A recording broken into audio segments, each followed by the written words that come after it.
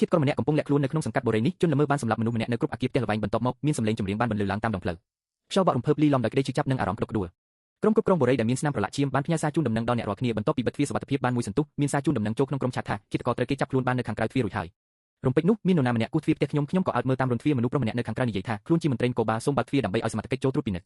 នៅពេលខ្ញុំហៀបនឹងដោះសោះសុវត្ថិភាពដើម្បីបើកទ្វារស្រាប់តែខ្ញុំចាប់អារម្មណ៍ឃើញចំណុចចម្លែកមួយតាមរន្ធទ្វារនគរបាលដែលមកឆ្លើយតបការហៅទូរស័ព្ទតែហេតុអ្វីបានជាមានគ្នាពីរនាក់ហើយខុសប្លែកត្រង់ភ្នែករបស់គេរូបថត4សន្លឹកនៅផ្លាកឈ្មោះខាងស្ដាំនៃឯកសណ្ឋានប៉ូលីសនោះតែស្នាមអត្ថន័យវាជាអ្វីវាដូចជារូបត្រាមុខញឹមប៉ុន្តែស្នាមញឹមនោះមើលទៅគួរឲ្យខ្លាចនិងមិនអាចពិពណ៌នាបានឡើយការសង្ឃាថានរបស់ខ្ញុំបានធ្វើឲ្យខ្ញុំតក់ស្លុតនិងព្រឹកក្បាលជាខ្លាំងខ្ញុំក៏ប្រញាប់មើលទូរស័ព្ទសារជាថ្មីសារនៅក្នុងក្រុមឆាតបានបញ្ជាក់ថាឃាតករត្រូវបានចាប់ខ្លួនហើយចំនួនជនរងគ្រោះដែលត្រូវគេសម្លាប់គឺមាន4នាក់យ៉ាងពិតប្រាកដអ្នកតំណាងអគារប្រធានសង្កាត់យ៉ាងបូបន្ទប់1002បានផ្ញើសារចូលក្នុងក្រុមអ្នកទាំងអស់គ្នាកុំបារម្ភអីប៉ូលីសបានចាប់ខ្លួនឃាតកររួចហើយប៉ុន្តែឥឡូវនេះប៉ូលីសកំពុងតាមស្វែងរកគឺរបស់ដែលចោរលួចដែលអ ுக ្រិតជនបានលាក់ទុកសុទ្ធតែជាប្រដាប់ផ្ទាល់ខ្លួនរបស់អ្នករស់នៅក្នុងអគារយើងសង្ឃឹមថាមនុស្សគ្រប់គ្នានឹងសហការជាមួយការស៊ើបអង្កេតរបស់សមត្ថកិច្ចបន្ទាប់មកសារចំនួន3នៅក្នុងក្រុមត្រូវបានគេលុបចោលវិញភ្លាមអ្នកបន្ទប់501ដំណឹងល្អប៉ូលីសធ្វើការលឿនមែនទែនវ៉ងដាលូបន្ទប់502មិត្តល្អម្នាក់នៅជាន់លើមិនទាន់បានឃើញសារផងក៏ត្រូវគេលុបបាត់ទៅហើយអ្នកបន្ទប់301វូឈៀវតើប៉ូលីសកំពុងស៊ើបអង្កេតមែនទេប្រហែលជាប៉ូលីសនឹងទាត់បំបែកទ្វារចូលហើយព្រោះអំបញ្ញមិញខ្ញុំឃើញប៉ូលីសវាយទាត់គ្នាក្រោមតង់ភ្លៀងនៅខាងក្រៅក្រោយមកប្រជាពលរដ្ឋនៅក្នុងក្រុមក៏បានឆ្ងល់នឹងសួរដេញដោលតើយ៉ាងបូមកពីបន្ទប់1002រីការួចហើយមែនទេរឿងចប់ហើយមែនទេខ្ញុំឃើញប៉ូលីសនៅខាងក្រៅកំពុងទាញខ្សែរ៉ាវការពីកន្លែងកើតហេតុនៅជុំវិញអគារលេខ60 Lighting អ្នករស់នៅក្នុងអគារប្រហែលជាត្រូវគេបញ្ជូនទៅពិនិត្យសុខភាពសង្គ្រោះបន្ទាន់ហើយទម្លាយចំណោទប្រស្នាលាក់កំបាំងសាច់រឿងនេះមានតម្រុយរន្ធត់ចំនួន4ដែលបញ្ជាក់ថាមានអ្វីមួយខុសប្រក្រតីខ្លាំងសារដែលត្រូវគេប្រញាប់លុបចេញយ៉ាងបូប្រធានអគារគឺជាឃាតករបន្លំខ្លួនគេបានលួចយកទូរស័ព្ទរបស់យ៉ាងបូមកផ្ញើសារភូតអ្នកគ្រប់គ្នាថាប៉ូលីសចាប់ខ្លួនឃាតករបានហើយដើម្បីឲ្យអ្នកស្រុកបើកទ្វារឲ្យគេចូលលួចសម្លាប់តាមបន្ទុក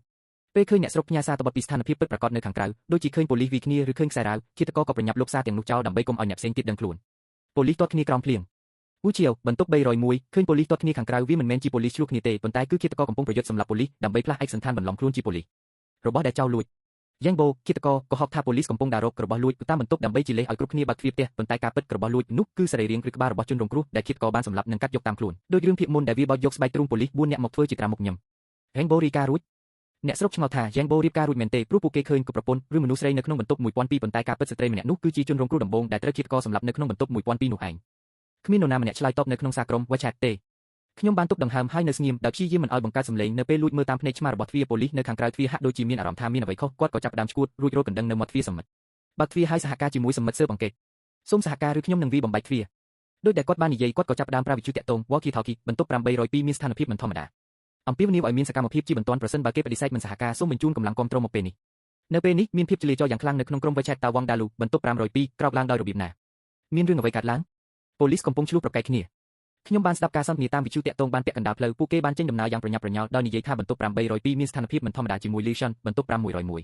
ប៉ូលីសយ៉ាងជួនមានសុជីវធម៌ខ្លាំងណាស់ក្នុងអំឡុងពេលត្រួតពិនិត្យជាប្រចាំមិត្តឲ្យកុំភ័យពេកអីបើមិនដូច្នោះទេពួកគេនឹងវាបំបែកទ្វារនៅពេលក្រោយហើយអ្នកនៅតែត្រូវទៅស្ថានីយ៍ប៉ូលីសដើម្បីស៊ើបអង្កេតដែរចាងបូអ្នកគ្រប់គ្រងអចលនទ្រព្យបាននិយាយថាប្រសិនបើចេញឈួនបន្ទប់802នៅផ្ទះសូមបើកទ្វារឲ្យបានឆាប់តាមដែលអាចធ្វើទៅបានប៉ូលីសបានសួរខ្ញុំអំពីលេខទូរស័ព្ទរបស់ម្ចាស់ផ្ទះអ្នករួចហើយគេនឹងយកកូនសមមកបើកទោះបីជាអ្នកមិនបើកទ្វារក៏ដោយកុំខ្ជិះខ្ជីពេលប៉ូលីសនិងពេលវេលាសម្រាប់របស់មនុស្សគ្រប់គ្នាអី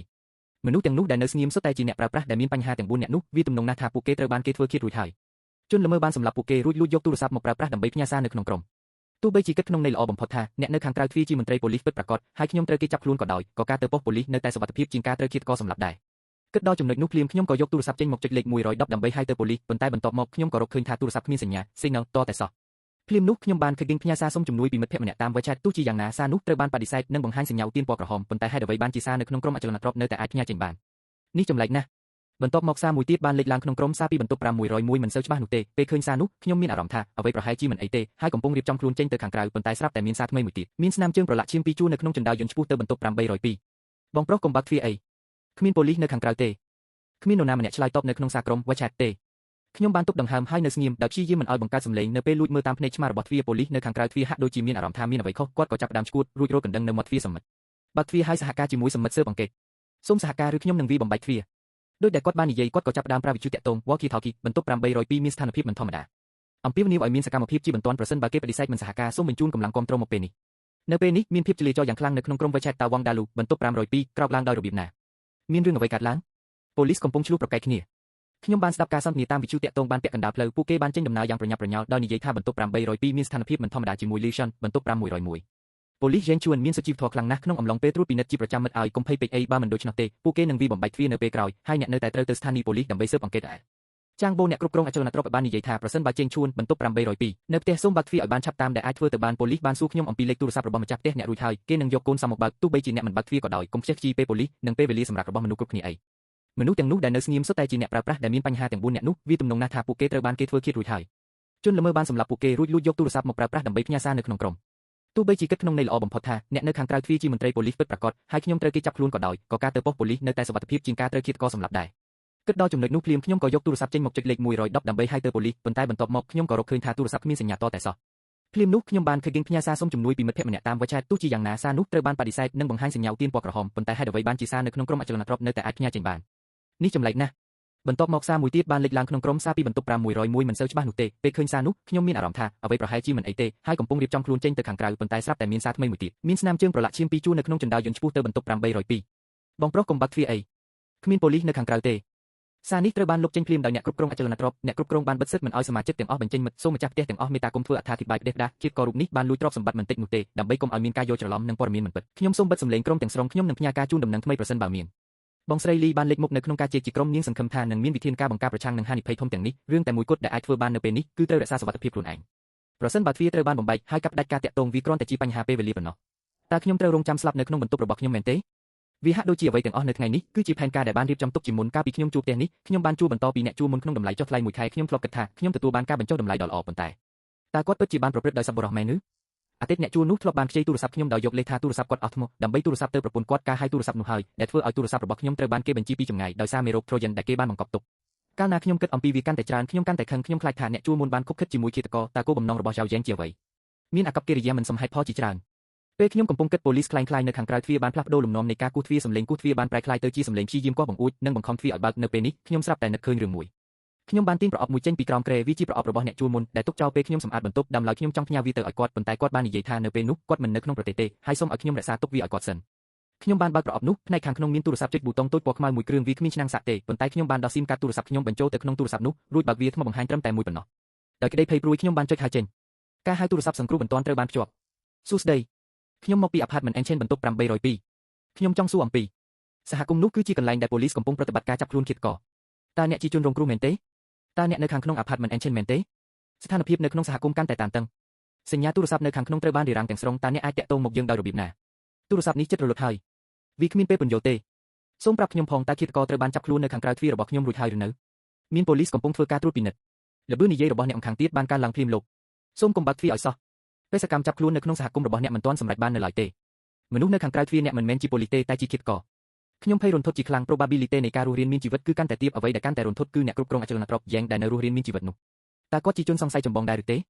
េសមត្ថកិច្ចបាននិយាយបន្ថែមអ្នកគ្រប់គ្រងអចលនទ្រព្យនៅកន្លែងកើតហេតុជាស្ត្រីវ័យកណ្ដាលគាត់មិនមែនឈ្មោះយ៉ាងទេមិនទាន់ទាំងនិយាយចប់ផងថ្មទូរស័ព្ទក៏បានរលត់ហើយទូរស័ព្ទក៏បិទទងិតខ្ញុំបានឃើញសារទាំងលេចឡើង pop-up ចុងក្រោយនៅលើអេក្រង់ថាកុំឲ្យគេដឹងខ្លួនឲ្យសោះនៅពេលដែលសំឡេងរំខានពីខាងក្រៅទ្វារបានស្ងប់ស្ងាត់ទៅខ្ញុំបានលួចមើលតាមរន្ធភ្នែកទ្វារម្ដងទៀតប៉ូលីសខ្លាំងៗនោះបានយកវិទ្យុតាក់ទងចេញមកនិយាយពីរបីម៉ាត់រួចក៏ងាកក្រោយដើរចេញទៅពេលឃើញគាត់ចាក់ចេញខ្ញុំមានអារម្មណ៍មិនល្អតតែសោះមួយសន្ទុះក្រោយមកខ្ញុំហាក់ដូចជាសំឡេងផ្ទុះខ្លាំងមួយប៉ុន្តែវាមិនយូរប៉ុន្មានទេប៉ុន្មាននាទីក្រោយមកមាននរណាម្នាក់មកគោះទ្វារយ៉ាងខ្លាំងម្ដងទៀតយុវជនឲ្យបើកទ្វារឲ្យលឿនលើកនេះគឺជាសំឡេងរបស់ស្ត្រីវ័យកណ្ដាលម្នាក់ខ្ញុំឈ្មោះលីមកពីបន្ទប់501ប៉ូលីសខ្លាំងៗនោះទើបតែទៅរកខ្ញុំគេយកឧបករណ៍មកវាបំបែកសោទ្វាររបស់ខ្ញុំបាត់ហើយខ្ញុំសួរដោយការភ្ញាក់ផ្អើលនិងសង្ស័យតើអ្នករត់គេចខ្លួនបានដោយរបៀបណាខ្ញុំមិនបានឆ្លើយតបនៅក្នុងក្រុមទេព្រោះខ្ញុំត្រូវបានគេបិទសំឡេងខ្ញុំបានលាក់ខ្លួននៅជាន់ខាងលើហើយទើបតែឃើញគេដើរចូលតាមជណ្ដើរខ្ញុំរត់មកទីនេះព្រោះនៅជិតទ្វារអ្នកជាងគេនៅក្នុងក្រុមមានតែអ្នកនិងមនុស្សនៅជាន់ទី10ទេដែលខ្ញុំជឿជាក់បើកទ្វារឲ្យលឿនគេនឹងត្រឡប់មកវិញក្នុងពេលបន្តិចទៀតខ្ញុំហៀបនឹងបើកទ្វារតែស្រាប់តែឈប់តើរឿងនេះជាអន្ទាក់ដៅទេសារនៅក្នុងក្រុមទាំងអស់សុទ្ធតែបង្វែរទីដៅប្រសិនបើពួកចារកម្មកំពុងរងចាំក្នុងក្រុមនោះវានឹងគ្រោះថ្នាក់ខ្លាំងណាស់សំឡេងបងស្រីលីគូទ្វារមើលទៅតូចជាងមុនគួរឲ្យកត់សម្គាល់នាងក៏ខ្លាចជូនដំណឹងដល់ប៉ូលីសខ្លាំងៗដែរខ្ញុំបានសង្កេតមើលបងស្រីលីតាមរន្ធទ្វារយ៉ាងប្រុងប្រយ័ត្នសម្លៀកបំពាក់របស់នាងរលុងដៃទេនិងគ្មានអាវុធអ្វីឡើយដូច្នេះខ្ញុំក៏សម្រេចចិត្តប្រថុយបើកទ្វារឲ្យនាងចូលរួចប្រញាប់ចាក់សោះវិញបងស្រីលីបានដកដង្ហើមធំដោយក្តីធូរស្រាលអរគុណបងប្រុសឥឡូវនេះមានគ្រោះថ្នាក់ណាស់គេអាចនឹងចុះមកជាន់នេះទៀតតើអ្នកអាចតាក់ទងពិភពខាងក្រៅពីទីនេះបានទេទូរស័ព្ទខ្ញុំគ្មានសញ្ញាទេហើយអ៊ីនធឺណិតក៏ប្រើមិនបានដែរបងស្រីលីដកដង្ហើមធំពួកវាជាក្រុមអក្រិតជនមានគ្នាច្រើនមិនមែនធ្វើសកម្មភាពតែម្នាក់ឯងនោះទេកាលពីមួយខែមុនមានរឿងចម្លែកកើតឡើងជាច្រើននាងនិយាយទាំងភ័យខ្លាចមួយនាទីក្រោយមកបងស្រីលីចាប់ផ្ដើមភ័យស្លន់ស្លោឡើងវិញពេលឃើញប៉ូលីសខ្លាំងៗនោះដើរត្រឡប់មកវិញតាមភ្នែកឆ្មាគេដើរមកយឺតទាំងដៃកាន់ញូធំបងស្រីលីភ័យញ័ររន្ធត់ខ្ញុំបានខិតខំស្ងប់ចិត្តហើយនិយាយទៅកាន់នាងបងស្រីលីស្ងប់អារម្មណ៍សិនឥឡូវនេះយើងមានគ្នាពីរអ្នកនៅខាងក្រៅអាចនឹងមិនដឹងថាបងកំពុងលាក់ខ្លួននៅទីនេះទេនេះជាឱកាសរបស់យើងប៉ូលីសពិតប្រាកដប្រហែលជាមកយឺតដោយសារមានឧបសគ្គអ្វីមួយយើងត្រូវតែសង្គ្រោះខ្លួនឯង ខ្ញុំបានរៀបចំផែនការខ្ញុំដាច់ចរន្តអគ្គិសនីនៅក្នុងផ្ទះធ្វើឲ្យផ្ទះទាំងមូលងឹតឈឹងខ្ញុំឲ្យបងស្រីលីទៅអង្គុយពួននៅក្នុងបន្ទប់ដេកហើយធ្វើសំឡេងរំខានបន្តិចបន្តួចដើម្បីទាក់ទាញអារម្មណ៍ឯខ្ញុំលាក់ខ្លួននៅក្នុងផ្ទះបាយក្បែរទ្វារចូលដោយកាន់កាំបិតផ្ទះបាយយ៉ាងណែននៅក្នុងដៃពេលវាបំបែកទ្វារចូលមកហើយតម្រង់ទៅបន្ទប់ដេកតាមសំឡេងខ្ញុំនឹងវាប្រហារវាតាមពីក្រោយបងស្រីលីរៀងស្ទាក់ស្ទើរប៉ុន្តែនេះជាជំរើសតែមួយគត់របស់យើងសំឡេងគោះនិងបំបែកទ្វារបានបន្លឺឡើងជាបន្តបន្ទាប់រហូតតែទ្វារត្រូវគេញ៉ៃបើកចំស្រមោលរបស់ប៉ូលីសខ្លាំងៗបានឈានចូលមកក្នុងផ្ទះងឹតភ្លាមនោះសំឡេងទូរស័ព្ទរ៉ូតបានបន្លឺឡើងពីក្នុងបន្ទប់ដេកប៉ូលីសខ្លាំងៗនោះបានប្រញាប់ស្ទុះតម្រង់ទៅបន្ទប់ដេកភ្លាមដោយមើលមិនឃើញខ្ញុំដែលលាក់ខ្លួននៅក្នុងផ្ទះបាយនោះទេប៉ុន្តែអ្វីដែលមិននឹកស្មានដល់គឺលីពីងបងស្រីលីបានស្ទុះចេញពីបន្ទប់ដេកស្រែកដាក់ប៉ូលីសខ្លាំងៗហើយរត់តម្រង់មកផ្ទះបាយវិញប៉ូលីសខ្លាំងៗបានងាកមកតាមនាងប៉ុន្តែគេស្រាប់តែភ្ញាក់ផ្អើលនៅពេលឃើញខ្ញុំបានបាត់ខ្លួនពីផ្ទះបាយតាមពិតទៅផែនការដើមរបស់ខ្ញុំគឺប្រើសំឡេងរត់ទូរស័ព្ទដើម្បីតាក់ទាញវាហើយខ្ញុំនឹងលួចរត់គេចខ្លួនតាមទ្វារមុខការលេចមុខនិងការធ្វើសកម្មភាពខុសផែនការរបស់លីពីងបានធ្វើឲ្យមានឧបសគ្គប៉ុន្តែវាក៏បានបង្កើតឱកាសថ្មីដែរក្នុងពេលដែលពួកវាកំពុងច្របូកច្របល់ខ្ញុំបានលួចរត់ចេញពីផ្ទះដោយស្ងាត់ស្ងៀមខ្ញុំសម្ដៅទៅចណ្ដាលយន្តនៅជ្រុងផ្លូវចណ្ដាលយន្តនៅតែស្ថិតនៅជាន់ទី6ខ្ញុំបានប្រញាប់ចូលទៅក្នុងចណ្ដាលយន្តរួចចុចប៊ូតុងចុះទៅជាន់ទី1ភ្លាមពេលទ្វារចណ្ដាលយន្តបិទជិតខ្ញុំបានឮសំឡេងស្រែកខឹងសម្បាពីខាងក្រៅពួកវាបានដឹងខ្លួនថាខ្ញុំបានរត់គេចពេលចុះមកដល់ជាន់ទី1ខ្ញុំបានរអើខ្លួនចេញពីចណ្ដាលយន្តប៉ុន្តែច្រកទ្វារសំខាន់របស់អគារត្រូវបានគេចាក់សោជាប់អ្វីដែលខ្ញុំអាចធ្វើបាននៅពេលនេះគឺស្វែងរកកន្លែងពួននិងរងចាំប៉ូលីសពិតប្រាកដមកដល់ខ្ញុំបានសម្រេចចិត្តលួចចូលទៅក្នុងបន្ទប់501បន្ទប់របស់បងស្រីលីវិញព្រោះគិតថាកន្លែងដែលគ្រោះថ្នាក់បំផុតគឺជាកន្លែងដែលសុវត្ថិភាពបំផុតទ្វារបន្ទប់501ត្រូវគេវាបំបែករួចហើយខ្ញុំបានលួចចូលទៅយ៉ាងស្ងាត់ប៉ុន្តែនៅពេលខ្ញុំឈានជើងចូលទៅខាងក្នុងខ្ញុំត្រូវភ្ញាក់ផ្អើលនិងរន្ធត់ជាខ្លាំងសាកសពជាច្រើនស្ថិតនៅក្នុងស្ថានភាពដ៏គួរឲ្យរន្ធត់នៅក្នុងសាលធំពោះរបស់ពួកគេត្រូវបានរហែកចេញហើយមានស្នាមឈាមប្រឡាក់ពេញជញ្ជាំងវាគឺជាឆាកក្រិតកម្មដ៏សាហាវឃោរឃៅនៅពេលនោះខ្ញុំបានឮសំឡេងវិទ្យុតាក់ទងដែលជ្រុះនៅលើតូចចណ្ដាលយន្តបានឈប់នៅជាន់ទី6យើងត្រូវស្វែងរកនាងឲ្យឃើញឡាវកៅអ្នកទៅត្រង់ទៅជាន់ខាងលើហុងស៊ីគ្រប់គ្រងចណ្ដាលយន្តនៅជាន់ទី1សំឡេងនៅលើវិទ្យុតាក់ទងបានបញ្ជាគ្នាយ៉ាងស្ទាត់ជំនាញពួកវាបានបិទផ្លូវរត់ទាំងអស់គុំប្រញាប់អីដំណើរការទំនិញឲ្យចប់សពគ្រប់គុំឲ្យអត្រីភូតូចនេះរត់រួចឲ្យសោះពីពាក្យទាំងនោះខ្ញុំបានត្រឹមតែទប់ដង្ហើមស្ងាត់ស្ងៀមនិងព្យាយាមគ្រប់គ្រងរាងកាយកុំឲ្យញ័រពេលវេលាកំពុងរាប់ថយក្រោយជាវិនាទីខ្ញុំត្រូវតែរកវិធីរស់រានមានជីវិតនៅក្នុងសុបិនអាក្រក់មួយនេះឲ្យបានចង់វាឲ្យតឹងជាមួយក្រណាត់ក្រែនិងកៅអីតាមរបៀបនេះនាងហាក់ដូចជាមានសង្ឃឹមខ្លះបន្ទាប់ពីវាតម្លៃរបួសរួចខ្ញុំបានប្រើល្បិចដដែលដោយប្រមូលសម្ភារទាំងអស់នៅក្នុងបន្ទប់ដាក់ចូលទៅក្នុងបន្ទប់ម្ដងទៀតបិទភ្លើងទាំងអស់ហើយទាញកុងតាក់ថាំពោចុះលើកនេះខ្ញុំមិនបានស្នាក់នៅក្នុងបន្ទប់នោះទេជំនួសឲ្យការបដូរស្បែកជើងនៅក្នុងបន្ទប់ពួកគេបានបដូរវានៅលើធ្នើស្បែកជើងវិញខ្ញុំបានរើស្បែកជើងមួយគូនិងកាំបិតផ្ទះបាយមួយរួចឲ្យខ្លួនចេញពីទ្វារហើយដើរតាមខ្ញុំបានដើរទៅជាន់ទី5ត្រង់ទ្វារដែលបាក់បែកចណ្ដាលនៅជាន់ទី1និងជាន់ទី6មានការព្យួរនៅជ្រុងខ្ញុំបានរងចាំដោយស្ងៀមស្ងាត់ដើម្បីស្ដាប់សំឡេងជើងដែលធ្លាប់ស្គាល់នៅពេលសំឡេងជើងដើរចុះមកពីជាន់លើចង្វាក់បេះដូងរបស់ខ្ញុំក៏ចាប់ផ្ដើមថយចុះចោលម្នាក់នេះឈ្មោះឡាវកៅក៏ដូចគ្នាដែរប្រហែលជាមកពីខ្ញុំដើរច្រើនពេកទើបខ្ញុំអាចជឿសំបីតែសំឡេងដកដង្ហើមរបស់គាត់ខ្ញុំបានមើលគាត់ដើរចុះតាមចណ្ដាលខ្ញុំបានដើរឆ្ពោះទៅបន្ទប់501ទាំងប្រយ័ត្នប្រយែងគាត់បានគូសទ្វារយ៉ាងលឿនហើយដាក់ចូលទៅគាត់កាន់កាំភ្លើងខ្លីដោយប្រុងប្រយ័ត្នបំផុតពេលកំពុងស្វែងយល់បន្តិចម្ដងទ្វារក៏បើកយឺតខ្ញុំបានលាក់ខ្លួននៅជ្រុងហើយរអើចូលទៅដោយកាន់កាំបិតតើដៃទ្វារនោះលោតទៅប៉ះនឹងអ្វីសំឡេងនោះដូចជាកាំភ្លើងកំពុងត្រូវបានឡើងអាម៉ាស់ពេលដៃកាន់កាំភ្លើងរបស់ឡាវកៅចូលផុតទ្វារវាបានធ្លាក់ចុះជាមួយនឹងសំឡេងផ្ទុះយ៉ាងខ្លាំងខ្ញុំបានឆ្លៀតឱកាសនោះស្ទុះទៅមុខជាមួយកាំភ្លើងរបស់ខ្ញុំប្រញាប់ប្រញាល់ទៅវាគាត់ឲ្យដួលហើយចាប់គាត់បានឆ្លៀតឱកាសនោះវាបកមកវិញនៅនឹងកន្លែងគាត់បានដណ្ដើមយកកាំភ្លើងនៅក្នុងដៃកាំភ្លើងបំបត្តិការជិះចាប់បានរអើចេញពីដៃរបស់គាត់ហើយធ្លាក់មកលើដីមនុស្សពីរនាក់នៅច្រកចូលសាកសពមួយបានសង្កត់លើខ្ញុំពេលខ្ញុំជិះពីលើផ្នែកខាងលើបានកាត់បន្តបន្ទាប់លើរូបគាត់ត្រូវបានគេចាក់ពីក្រោយខណៈពេលកំពុងព្យាយាមរុញកាន់តែខ្លាំងប៉ុន្តែសាកសពនៅពីក្រោមគាត់តែងតែត្រូវចង់ដោយកំណាត់ក្រែគាត់បានរើបំរះយឺតដោយមិនអាចឡើងទៅមុខបានឡើយកម្លាំងរបស់គាត់កាន់តែខ្លាំងឡើងមនុស្សគ្រប់គ្នាដួលចុះដោយមុខរបស់ពួកគេត្រូវសង្កត់ទៅលើភ្លើងនៃកោដ្ឋសពមានវត្ថុរាំងដូចរកែតមួយតម្រង់មករបស់គាត់កូនប្រុសបានចាក់គាត់ជាច្រើនដងរួចក៏ប្រញាប់ប្រញាល់គាត់ត្រូវបានគេទាញចេញពីរាងកាយសពហើយនាំចេញនៅពេលនោះវិទ្យុតាក់ទង walkie talkie នៅខាងក្រោមគាត់បានបញ្ជូនសំឡេងដៃគូរបស់គាត់មកមានរឿងអ្វីកើតឡើងកើតប្រយុទ្ធប៊ូតុងហើយត្រូវបានចុចដោយអចេតនានៅចំណុចណាមួយសំឡេងនរណាម្នាក់សង្កត់លើកញ្ចឹងក៏បានបញ្ជូនទៅកាន់ពួកគេដោយស្ងាត់គាត់បានលើកវិទ្យុតាក់ទងឡើងដោយមិននិយាយអ្វីមួយម៉ាត់ដំបូងឡើយខ្ញុំមានគម្រោងដោះស្រាយរឿងរ៉ាវដោយស្ងៀមស្ងាត់សម្រាប់ខ្លួនឯងហើយមានពេលបន្តិចទៀតដើម្បីធ្វើសកម្មភាពគ្រាប់បែកទាំងអស់ត្រូវបានគប់ជាច្រើនដងពួកគេនៅស្ងៀមបន្ទាប់ពីត្រូវសួរចម្លើយទីបំផុតសំឡេងរបស់អ្នកស្គាល់គ្នាម្នាក់បានលើឡើងមានរឿងអ្វីកើតឡើងខ្ញុំមិនបានឆ្លើយទេយើងបានបិទអគារទាំងមូលរួចហើយអ្នកមិនអាចគេចផុតតាមច្រកចេញបានទេតើអ្នកគិតថាអ្នកបានប្រើបន្ទប់នោះរួចហើយឬទូរស័ព្ទដៃពណ៌ខ្មៅនៅខាងក្នុងបានរត់ឡើងឥឡូវនេះយើងគ្រាន់តែត្រូវរងចាំឲ្យប៉ូលីសមកដល់ប៉ុណ្ណោះប៉ុន្តែតើវាអាចទៅរួចទេដែលមានដៃងឹតនៅពីក្រោយខ្នងជាប់ពាក់ព័ន្ធម៉ាស៊ីននេះក៏ជាផ្នែកមួយនៃហ្គេមដែរយើងបានកែប្រែវារួចហើយការហៅទូរស័ព្ទរបស់អ្នកទៅប៉ូលីសក៏ត្រូវយើងស្ទាក់ចាប់បានដែរអ្នកដែលស្ទាក់ចាប់យើងបានធ្វើពុតជាប្រព័ន្ធស្វ័យប្រវត្តិតើប្រព័ន្ធនេះមិនប្រកបនិយមខ្លាំងមែនទេអ្នកត្រូវបានអ្នកលេងពីក្រោយខ្នងបោកបញ្ឆោតហើយស្នាមញឹមស្ងប់ស្ងាត់មួយបានលេចឡើងនៅលើមុខរបស់គាត់ទោះជាយ៉ាងណាយើងមិនចង់ឲ្យមានរឿងមិននឹកស្មានដល់ផ្សេងទៀតកើតឡើងនោះទេចូលយើងធ្វើការដោះដូរគ្នាអ្នកមិនមែនជាគោលដៅរបស់យើងទេហើយយើងក៏មានគ្នាច្រើនដែរយើងនឹងអនុញ្ញាតឲ្យអ្នកទៅប្រសិនបើវាជាបេសកកម្មសំខាន់ដរាបណាអ្នកមិនធ្វើអ្វីមុនម៉ោងពាក់កណ្ដាលអាធ្រាត្រហើយមិនបង្ហាញទីតាំងរបស់យើងទឹកអណ្ដូងមិនជ្រៀតជ្រែកទឹកទន្លេឡើយបន្ទាប់ពីស្ងាត់ស្ងៀមអស់រយៈពេលយូរទីបំផុតខ្ញុំបានលើកវិទ្យុតាក់ទងមកឆ្លើយតើអ្នកនឹងឲ្យខ្ញុំទៅដោយរបៀបណាអ្នកអាចយកអាវុធរបស់អ្នកហើយចុះទៅក្រោមបានយើងទាំងអស់គ្នានឹងជិះចណ្ដាលយន្តឥឡូវនេះទៅជាន់ទី7ដរាបណាអ្នកមិនមករកយើងនឹងមិនប៉ះពាល់អ្នកឡើយហើយអ្វីខ្ញុំគួរជឿអ្នកអាចជ្រើសរើសមិនជឿយើងបានខ្ញុំមិនខ្វល់ទេប្រសិនបើអ្នកមករកខ្ញុំយើងស្វាគមន៍សេចក្តីស្លាប់ប្រឈមមុខគ្នាខ្ញុំបានកត់សម្គាល់ឃើញថាគាត់និយាយក្នុងន័យឌឺដងទើបតែពេលនេះក្នុងអំឡុងពេលសន្ទនាប្រសិនបើហ្គេមនិងបេសកកម្មត្រូវបានលើកឡើងវាបង្ហាញថាជនល្មើសពិតជាមិនមែនតាមមានលទ្ធភាពណាមួយដែរខ្ញុំក៏មានកិច្ចការមួយត្រូវធ្វើនៅយប់នេះដែរខ្ញុំចាំទូរស័ព្ទពណ៌ខ្មៅនោះបានកុំឲ្យពួកគេរកឃើញប្រភពនៃសារជាអក្សរតើការលេខឃ្លីនេះអាចជារបស់ខ្ញុំទេ បេសកកម្មនេះបានរំលឹកខ្ញុំអំពីរឿងនេះម្ដងទៀតសកម្មភាពមិនសមហេតុផលរបស់ក្រុមចៅឧទាហរណ៍ឃាតកម្មដោយចេតនាគឺការដាក់អ្វីមួយដើម្បីបង្ហាញអត្តសញ្ញាណឧទាហរណ៍គាត់ក៏មានជំងឺផ្លូវចិត្តដែលពេលសម្រាប់ជនរងគ្រោះដោយគូនិមិត្តសញ្ញាផ្សេងវាហាក់ដូចជាពួកគេកំពុងចូលរួមក្នុងកម្មវិធីមួយពួកគេគឺជាអ្នកដែលបានធ្វើរឿងទាំងអស់នេះតើនេះជារឿងកំ pl ែងអំពីការធ្វើទារុណកម្មនិងឃាតកម្មមែនទេការប្រើប្រាស់និមិត្តសញ្ញាផ្សេងគ្នាក្នុងការគូនិងការផ្សាយផ្ទាល់ការលេងភ្លេងបែបផ្សេងគ្នាគឺដើម្បីឲ្យសមស្របទៅនឹងបរិបទនិងទឹកមុខរបស់ជនរងគ្រោះនាពេលនោះដោយប្រើគំនិតដែលភ្លឺឡើងដោយភ្លេចបន្ទប់មកខ្ញុំបានធ្វើការសន្និដ្ឋានបន្ថែមទៀតប្រសិនបើខ្ញុំបានកាប់ផ្ដាច់អ្នកដឹកនាំរួចហើយការទំនាក់ទំនងខាងក្រៅនិងការគ្រប់គ្រងច្រកចូលអគារទាំងមូលត្រូវបានគ្រប់គ្រងនោះមិនចាំបាច់ខ្ជិះខ្ជីពាក្យសម្ដីឡើយការចរចាជាប់គាំងនៅក្នុងអគារមនុស្សនោះស្ថិតក្នុងស្ថានភាពដែលសេចក្តីស្លាប់ជៀសមិនរួចវាមិនអាចទៅរួចទេដែលខ្ញុំស្គាល់គាត់រួចហើយតើមានរឿងអ្វីកើតឡើងនៅទីនេះខ្ញុំបានរើវិទ្យុតាក់ទងហើយនិយាយថាអ្នកចាប់អារម្មណ៍ធ្វើកិច្ចព្រមព្រៀងប៉ុន្តែអ្នកត្រូវរងចាំខ្ញុំត្រូវតាមទាន់ក្នុងរយៈពេល5នាទីគ្មានបញ្ហាជាមួយកម្លាំងរាងកាយនោះទេខ្ញុំនឹងបិទនាឡិការ៉ាប់ថយក្រោយបន្ទាប់ពី5នាទីការចុចគ្រាប់ចុចមួយដងលើវិទ្យុតាក់ទងរួចចុចប៊ូតុងនៅច្រកចូលជណ្ដារយន្តដើម្បីឡើងទៅសល់ពីទៀតបានប្រញាប់ឡើងភ្លាមសកម្មភាពដែលនេះត្រូវបានធ្វើម្ដងទៀតនៅជាន់ទី7ជាន់ទី8ជាន់ទី9និងជាន់ទី11បរិយាកាសនៅក្នុងបន្ទប់ទទួលភ្ញៀវនៅជាន់ទី41មានសភាពធ្ងន់ធ្ងរហើយពន្លឺពណ៌ក្រហមបានភ្លឺឡើងម្នាក់បានសួរថាមេដឹកនាំតើយើងពិតជាត្រូវរងចាំ5នាទីមែនទេជាការពិតណាស់គឺទេបំបែកគ្នាជាពីរក្រុមមនុស្ស2នាក់ក្នុងមួយជណ្ដារយន្តក្រុមទី1ឡើងទៅជាន់ទី6ក្រុមទី2ឡើងទៅជាន់ទី10អ្នកដែលនៅសល់នៅជាន់ទី1ចូលដើរតាមខ្ញុំទៅជាន់ក្រោមមេដឹកនាំបាននិយាយយ៉ាងម៉ឺងម៉ាត់វាមិនអីទេប្រសិនបើជួបប្រទះប៉ុន្តែមិនទាន់បញ្ចប់វាទោះបីជាគាត់មានភារកិច្ចនៅក្នុងបន្ទប់ផ្សាយក៏ដោយការរត់គេចពីអគារនេះក៏ជាផ្លូវតដែរខ្ញុំបានប្រើប៊ូតុងមួយដើម្បីរំលងគាត់សម្រាប់9អ្នកតាមផែនការបំរុងបេះដូងខ្ញុំលោតញាប់ខណៈពេលរត់ខ្ញុំបានតស៊ូពេញមួយយប់ដើម្បីរំដោះខ្លួនខួរក្បាលគិតថាខ្ញុំមានអារម្មណ៍ដូចជាបានសម្លាប់នរណាម្នាក់ដែលជើងរបស់ខ្ញុំប្រែជាត្រជាក់នៅត្រង់ទ្វារកញ្ចក់លើដំបូលខ្ញុំបានបាញ់បំបែកសោខាងក្រៅនៅតែមានភ្លៀងធ្លាក់ខ្លាំងពេលភ្លៀងកំពុងធ្លាក់ខ្ញុំបានអង្អែលវាថ្នមនៅលើដំបូលផ្ទះដែលដាំឡើយទេស្រាប់តែលេចចេញនៅទិដ្ឋភាពទាំងមូលដូចជាកុងតឺន័រដឹកជញ្ជូនដ៏ធំមួយទោះបីជាវាសាមញ្ញប៉ុន្តែវាមានទិដ្ឋភាពផ្លូវចិត្តមួយចំនួនខ្ញុំបានត្រៀមខ្លួនរួចរាល់ហើយប៉ុន្តែពេលបានឃើញវាពិតប្រាកដខ្ញុំស្ទើរតែមិនជឿថាខ្លួនឯងនៅតែស្ងប់ស្ងាត់បានខ្ញុំបានសម្រួលអារម្មណ៍ផ្ទាល់ខ្លួនរួចចាក់ចេញពីផ្ទះពេលទៅដល់ទ្វារកុងតឺន័រខ្ញុំមានការភ្ញាក់ផ្អើលយ៉ាងខ្លាំងមានគេកំពុងគោះទ្វារហើយស្រែកបើកទ្វារឲ្យលឿនមានរឿងកាត់ឡើងនៅខាងក្នុងមនុស្សនៅខាងក្នុងច្បាស់ជាមិនបានត្រៀមខ្លួនហើយប្រញាប់ប្រញាល់មកបើកទ្វារមានរឿងអ្វី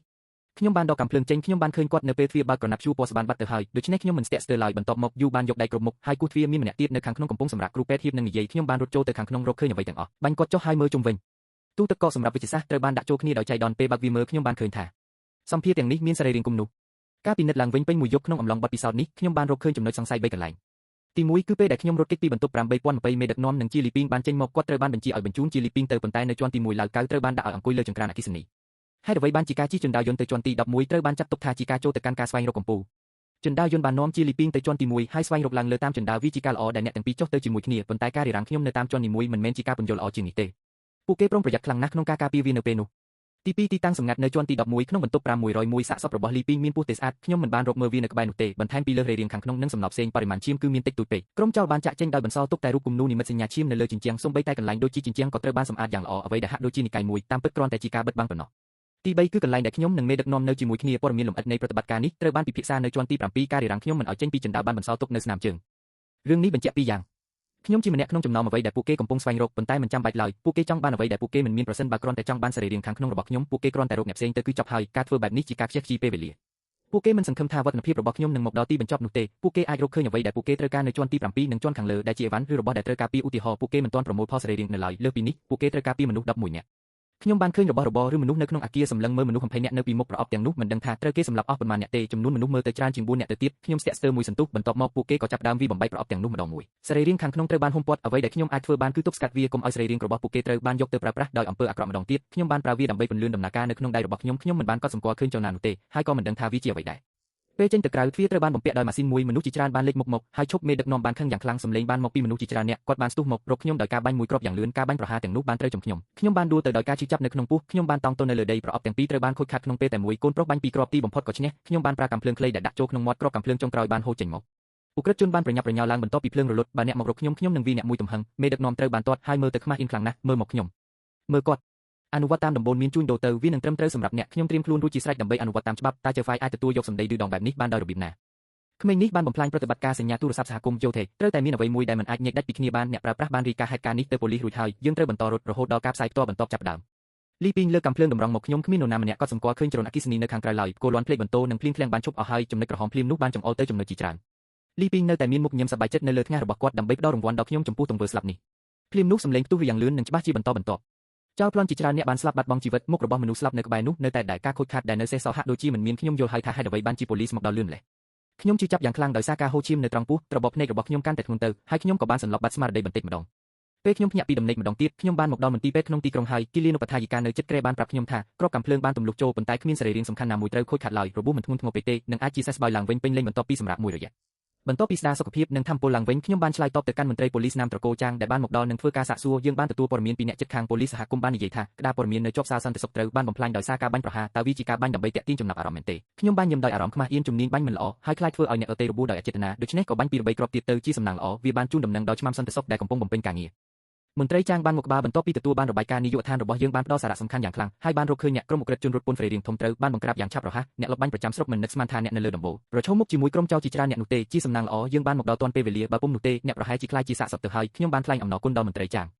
មន្ត្រីប៉ូលីសបានតាមដានតម្រុយរហូតរកឃើញប្រភពនៃការទិញលក់សរីរាង្គនិងការផ្សាយផ្ទាល់នៅក្នុងបណ្ដាញ Net York Web ម្ចាស់ផ្ទះដែលជួលបន្តឲ្យខ្ញុំក៏នៅក្នុងចំណោមនោះដែរកាសែតបានចុះផ្សាយអំពីករណីឃាតកម្មដ៏ធំនៅអានស៊ីយៀនដោយមានព័ត៌មានលម្អិតថាមានអ្នកស្លាប់សរុបចំនួន15នាក់ក្នុងនោះ7នាក់ជាអ្នកជួលបរទេសនិង8នាក់ជាអ្នកស្រុកដើមដែលមានអាយុចន្លោះពី20ទៅ30ឆ្នាំរបាយការណ៍បានបញ្ជាក់ថាឃាតករទាំងអស់ត្រូវបានបាញ់សម្លាប់ប៉ុន្តែប៉ូលីសនិងអ្នកកាសែតមិនបានបង្ហាញពីរបៀបតាមដានខ្សែបណ្ដាញអាថ៌កំបាំងនោះឡើយ2ខែបន្ទាប់ពីបានផ្លាស់ទៅផ្ទះថ្មីខ្ញុំបានចាប់ផ្ដើមជីវិតថ្មីនៅថ្ងៃសុក្របន្ទាប់ពីចេញពីធ្វើការខ្ញុំបានចាក់ស្រាក្រហមមួយកែវឲ្យខ្លួនឯងដើម្បីរីករាយចុងសប្តាហ៍ប៉ុន្តែនៅលើតូខ្ញុំបានរកឃើញកំណត់ចំណាំមួយដែលសរសេរថាការផ្សាយចិត្តចាប់ផ្ដើមហើយសូមត្រៀមខ្លួនរាប់ថយក្រោយ1ម៉ោង